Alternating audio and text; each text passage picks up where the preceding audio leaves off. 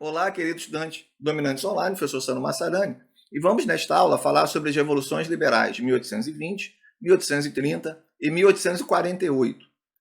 Essas revoluções ainda estão dentro do contexto das chamadas revoluções burguesas, que vão começar lá no século XVII com as revoluções inglesas, temos a Revolução Industrial, a Revolução Americana, a independência dos Estados Unidos, a Revolução Francesa.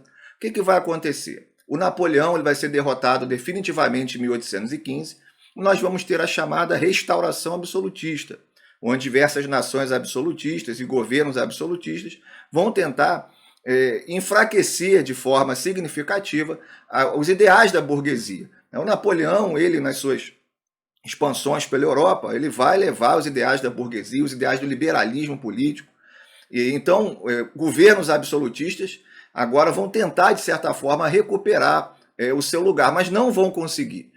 Vai ter um atrito muito forte, a burguesia já está consolidada, o dinheiro já é o padrão de riqueza, e isso vai ficar muito evidente nessas revoluções que nós vamos ver agora, das décadas de 1820, 30 e as de 1848. Nós temos aqui, por exemplo, uma pintura bem caótica, vamos dizer assim, como qualquer guerra, que refere-se à independência da Grécia perante ao Império Turco Otomano. A Grécia vai se tornar independente dentro do contexto das revoluções de 1820. Vamos falar então das características gerais, já comentamos um pouco até. As tentativas de restauração do absolutismo estabelecidas pelo Congresso de Viena e pela Santa Aliança, em 1815, não conseguiram frear a expansão e a adoção de ideias liberais no Ocidente. A burguesia já estava muito forte, estava praticamente consolidada. Entre 1820 e 1848, tanto na América quanto na Europa, diversos povos tentaram buscar sua liberdade e acabar com as práticas ainda presentes do antigo regime. Isso é importante, porque as revoluções burguesas, como a própria Revolução Francesa, não vai dar um fim no absolutismo. A gente já comentou isso em outras aulas. Na verdade, é um golpe muito forte no absolutismo, mas o absolutismo vai continuar praticamente até a Primeira Guerra Mundial. O fim da Primeira Guerra Mundial é que meio que sepulta esses grandes impérios absolutistas, é o fim do Império Turco-Otomano, do Império Russo, do Império Austro-Húngaro, o próprio Império da Alemanha. Bem, esses movimentos, essas revoluções liberais, vão ter como base o liberalismo, lógico, o nacionalismo, uma grande novidade que a gente vai falar, e a partir de 1848, outra grande novidade, a chegada de ideias socialistas. Nós temos uma aula chamada Ideias Sociais e Políticas do século XIX, onde a gente vai falar com maior profundidade sobre o nacionalismo e sobre o socialismo. A burguesia, que antes possuía um caráter revolucionário, passa a partir de 1848 a se tornar cada vez mais conservadora, visando manter suas conquistas e lutar contra a crescente onda socialista. É interessante. Então, as revoluções burguesas vão ter de um lado a burguesia, do outro lado o antigo regime. Como a burguesia está se consolidando, agora ela fica no poder. Ela quer então conservar esse poder. E nós vamos ver outras classes sociais, como o operariado, querendo também alcançar o poder. Então, as lutas de classes elas vão se alterando. Antes era a burguesia contra a nobreza, agora, a partir de 1848, no desenrolar, nós vamos ver na aula, no desenrolar dessas revoluções liberais, a burguesia vai se consolidando no topo e nós vamos ter agora outras classes querendo chegar ao poder. A classe burguesa passa a recorrer cada vez mais ao nacionalismo, que se tornou um grande fenômeno, e ao apelo de amor à pátria. Então nós vamos ver um pouco mais disso na aula de Ideias Sociais e Políticas do século XIX, mas a burguesia ela vai se utilizar então do nacionalismo, da ideia de pátria, lembrando que no antigo regime, no Estado moderno absolutista, não havia praticamente essa ideia de pátria. Tinha que se jurar fidelidade ao rei, à família real. Não era um juramento de amor ou de fidelidade à nação, e sim à família real. Bem absolutista nesse sentido, né? A questão é bem centralizada na família real. Vamos falar agora então um pouco, de forma geral, das revoluções de 1820 e 1830. Então, na década de 1820 aconteceram movimentos revolucionários. Pessoal, esse assunto ele não costuma cair muito em prova, essas revoluções. Não é um assunto muito fácil, tem alguns detalhes, a gente vai ver, né? É um assunto que eu acho até bastante denso, mas é importante a gente dar essa pincelada, né, e falar até de alguns detalhes com certeza. Mas não costuma ser muito cobrado na história dos vestibulares, né, as revoluções de 1820, 30, 1848, mas é um momento de transição e de início de consolidação do mundo contemporâneo. A burguesia se consolidando no poder é a consolidação do mundo contemporâneo, onde quem tem dinheiro tem poder. E o dinheiro suplanta de forma quase que definitiva a terra como padrão de riqueza. A terra era o padrão de riqueza na Idade Média. Durante a Idade Moderna a gente vai ter aí uma mudança gradual, não é, de um dia para o outro, do dinheiro suplantando a terra. O dinheiro compra a terra no mundo contemporâneo. Antes não era bem assim. Em 1800... vamos continuar, desculpem, o primeiro ponto aqui. Já aconteceram movimentos revolucionários, como a Revolução do Porto, em Portugal. Isso a gente vê no nosso curso de História do Brasil, muito importante, que é a exigência do retorno do Dom João VI para Portugal. Dom João VI estava no Brasil, e o Dom João VI teria que jurar uma Constituição, aceitar uma Constituição, ou seja, limitar seus poderes. Revolução de Cádiz na Espanha, também por uma Constituição, isso é uma ideia do liberalismo político. E a luta pela independência da Grécia, que vai acontecer em 1821.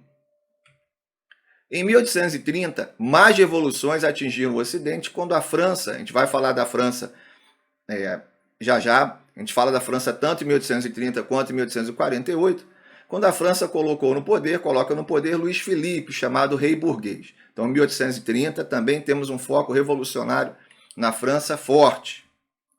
A Bélgica consegue sua independência da Holanda.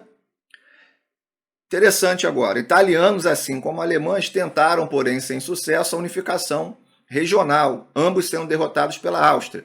Ou seja, italianos querendo a unificação da Itália, a existência de uma nação Itália, e os alemães, os germânicos, alguns querendo a unificação dos estados germânicos para formar a Alemanha.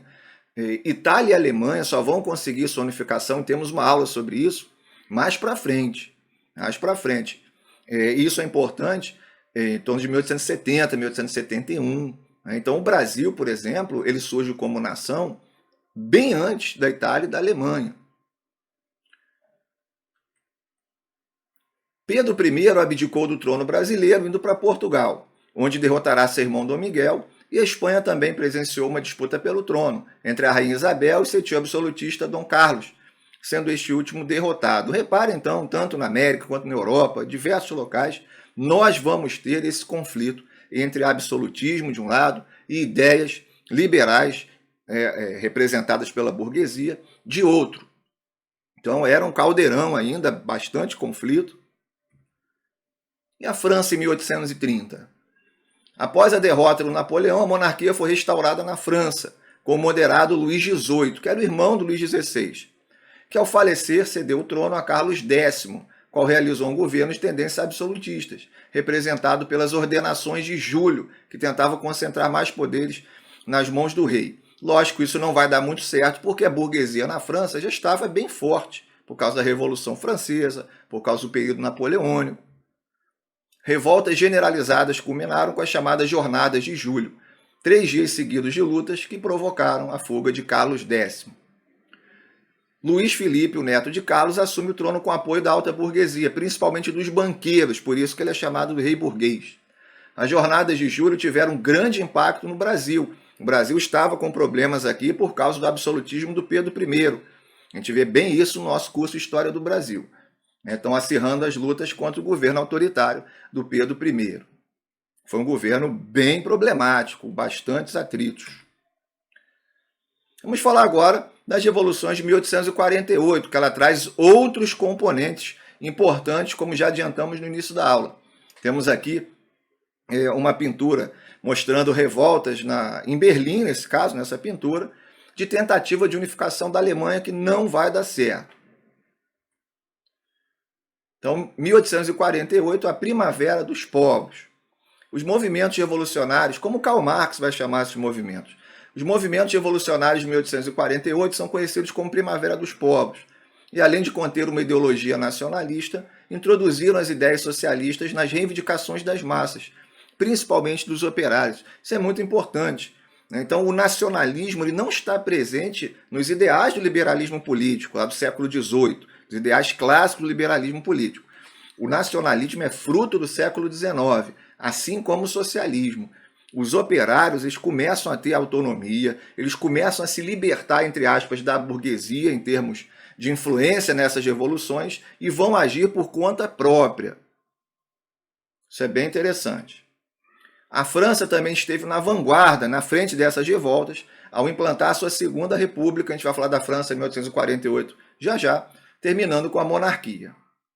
Na Itália e na Alemanha, novamente, tentativas de unificação interna foram articuladas, mas foram mais uma vez focadas pelo grande representante do antigo regime, que é a Áustria, o Império Austro-Húngaro, muito forte, que também impediu uma tentativa de independência da Hungria. O Império Austro-Húngaro tem bastante influência aí na Europa, é absolutista e vai ter influência também nas origens da Primeira Guerra Mundial, como nós vamos ver na nossa aula de Primeira Guerra. E o Brasil vai sentir os efeitos dessas revoluções em 1848, com a Revolução Praieira em Pernambuco, que inclusive tem alguma influência das ideias do socialismo utópico. O ano de 1848, vejam só, marcou o último ano de revoltas generalizadas no continente europeu. Pessoal, não temos mais revoltas generalizadas na Europa desde 1848. Nós vamos ter revoltas pontuais, revoltas em determinada nação, como as revoluções russas, em 1917, por exemplo.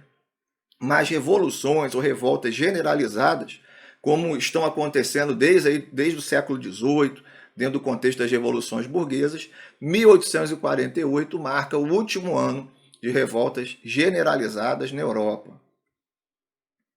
Vamos falar agora, então, para a gente finalizar, da França em 1848. Que a coisa esquenta muito na França, quase como sempre, dentro desse panorama, né, das revoluções burguesas.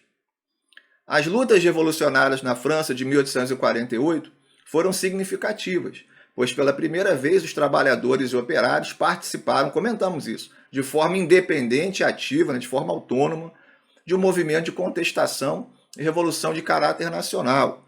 Quando a gente analisa a Revolução Francesa, por exemplo, os sans-culottes, trabalhadores urbanos, eles estão juntos com a burguesia. Só que a burguesia chega ao poder, os trabalhadores não. A burguesia ela defende uma igualdade jurídica, mas não uma igualdade de condições.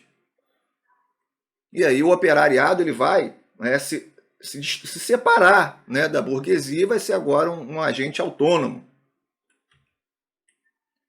A limitada participação política das massas era um voto censitário, um voto por renda.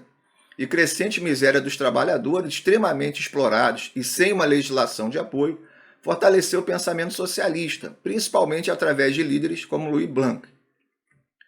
A gente vai falar sobre socialismo na nossa aula de ideias sociais e políticas, do século XIX. A insatisfação, na verdade, era generalizada, atraindo os mais diversos grupos, desde republicanos liberais, que queriam maior foco no liberalismo, até defensores do retorno dos Bourbons, defensores aí, né, da dinastia Bourbon, que tinha sido afastada do poder. Em 22 de fevereiro, 500 pessoas foram mortas pela Guarda Nacional em um protesto, iniciando as intensas lutas revolucionárias que instalaram um governo provisório de liberais e socialistas, proclamadores da Segunda República na França. Então nós temos a saída do rei francês e a instalação da Segunda República. Lembrando, a Primeira República foi instalada no período da Convenção Nacional, pelos jacobinos, na Revolução Francesa. As ideias socialistas de Blanc logo entraram em conflito com membros conservadores do governo e da igreja, sendo fortemente reprimidas. Luís Napoleão, sobrinho do antigo general, então cuidado pessoal, Luís Napoleão não é filho do Napoleão, ele é sobrinho, vence as eleições presidenciais, tornando-se logo depois imperador. Então a França, todo esse movimento em 1848 implanta a Segunda República e depois o Luís Napoleão vira imperador. Temos o fim da Segunda República, se consolidando no poder até 1871, como Napoleão III. Ok? Então, pessoal, a gente encerra com essa aula todo o contexto das chamadas revoluções burguesas que a gente está analisando desde a Idade Moderna. Por quê? Em 1848 fica evidente que a burguesia está consolidada no poder. Isso não significou o fim do absolutismo. E também mostra que novas classes sociais, como o operariado, estão se tornando mais fortes e vão trazer novas questões.